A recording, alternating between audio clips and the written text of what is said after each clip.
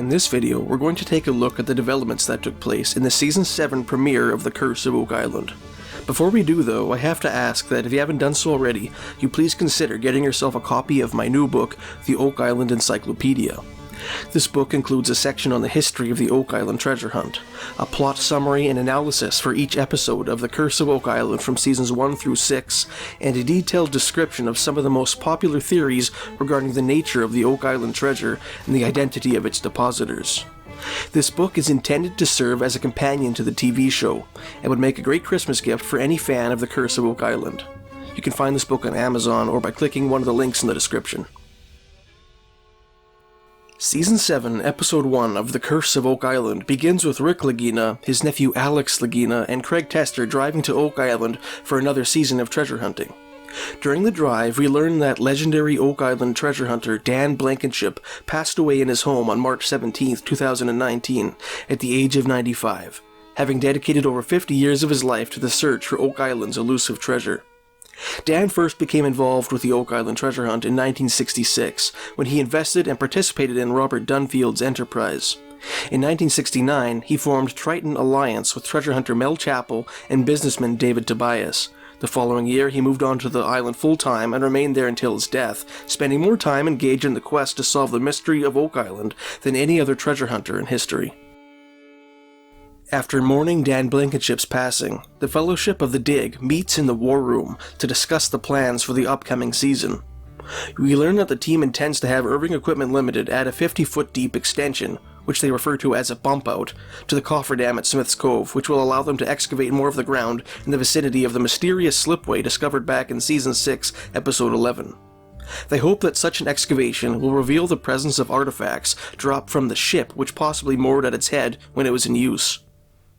The crew also intends to follow up on the results of the seismic surveys carried out in the swamp by Eagle Canada in Season 6, Episodes 21 and 22.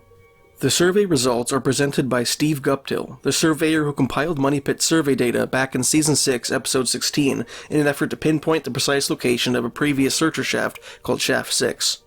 Guptill informs the team that the seismic survey indicates the presence of a 200-foot-long anomaly in the swamp, the shape of which, Marty Lagina remarks, bears some resemblance to the side profile of a sailing ship.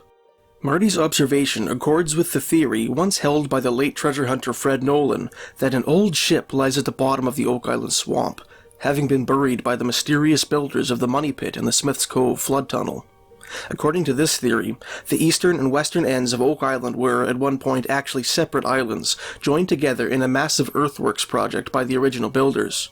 This exotic hypothesis is supported by some intriguing evidence, including a potential scupper and piece of spar which Nolan discovered in the swamp in the 1980s, an iron spike retrieved from the swamp, which antiquities expert Dr. Laurie Verderame identified as a nail used in late 17th century Spanish galleons, and the wooden plank unearthed from the southwestern corner of the swamp in Season 4, Episode 3, which was carbon dated from 1680 to 1735.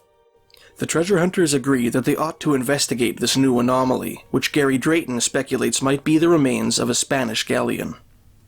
History cautions us against taking the exciting implication of the survey results too seriously. Back in Season 6, Eagle Canada conducted seismic surveys in the Megabin and Money Pit areas and retrieved data indicating the presence of multiple underground chambers.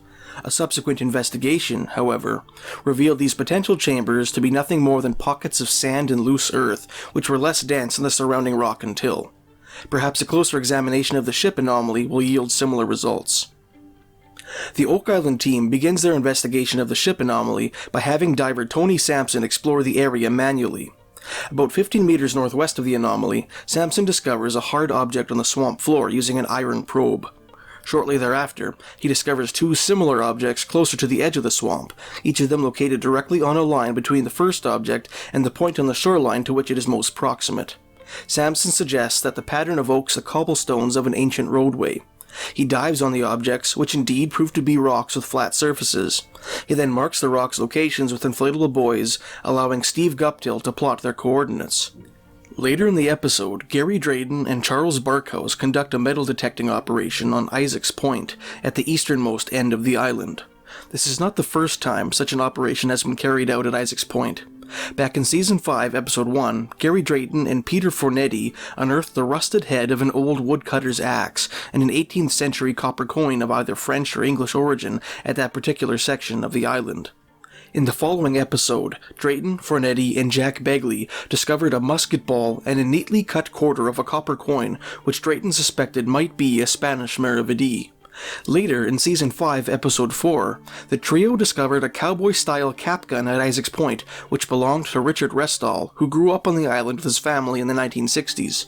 On this latest excursion, Drayton and Barkhouse uncover a modern 12-gauge shotgun shell.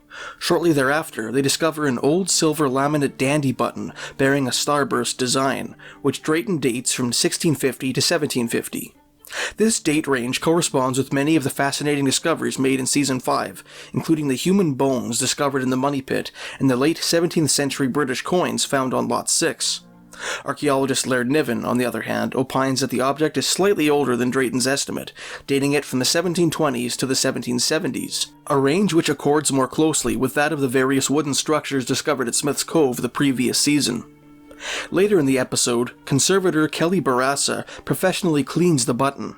Upon consulting Ivor Noel Hume's 1970 book, A Guide to the Artifacts of Colonial America, he determines that the artifact was crafted sometime between 1720 and 1770, a range congruent with Niven's earlier estimate. He also suggests that the button may have been worn by a military officer. Near the end of the episode, a floating drilling platform is set up in the swamp for the purpose of exploring the ship anomaly. A drilling rig is erected and the platform is towed into place. The episode ends as the drill descends into the swamp. Thanks for watching. If you enjoyed this video and would like to help support this channel, please check out the Oak Island Encyclopedia, which you can find by clicking the link in the description.